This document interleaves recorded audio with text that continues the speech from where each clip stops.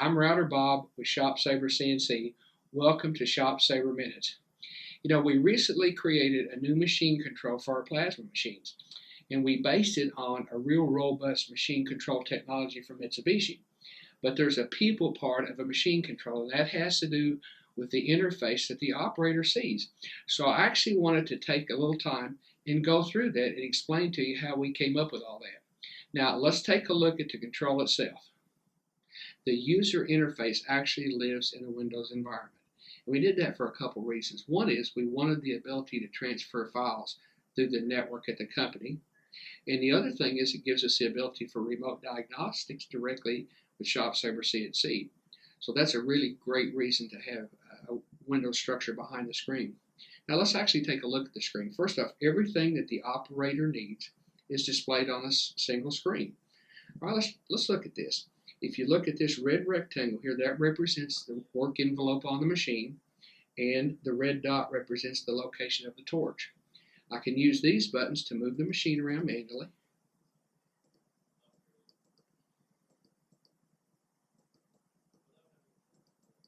And I've got different speeds, so I can slow it down if I want to move it more slowly.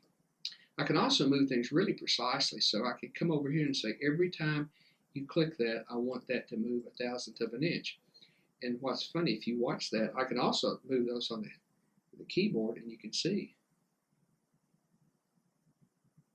See, those move 1/1000th of an inch at a time. So it's a really precise way to set it up. Now let's look at a little bit more down here. We grouped some other buttons here that you typically use. For instance, you home the machine each morning when you turn it on. We set the laser to 0. We set the actual origin of the machine to 0.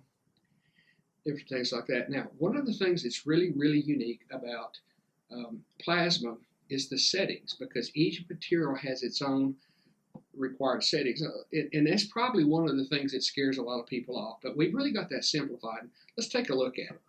First off, you see a pull down here. So all your operator has to do is select which material he's cutting. It makes no difference at all. Okay. Well, let's go behind the scenes and see how that's set up. We have a configuration button, and the configuration actually, this is where you set up all the variables for the material. And there's actually a guide over here that tells you what those are. So right on the machine control, those numbers are displayed.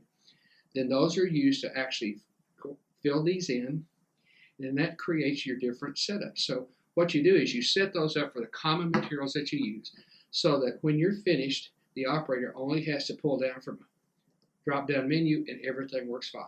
So that's really nice. Now, there's something else that's part of that, and that is the consumables.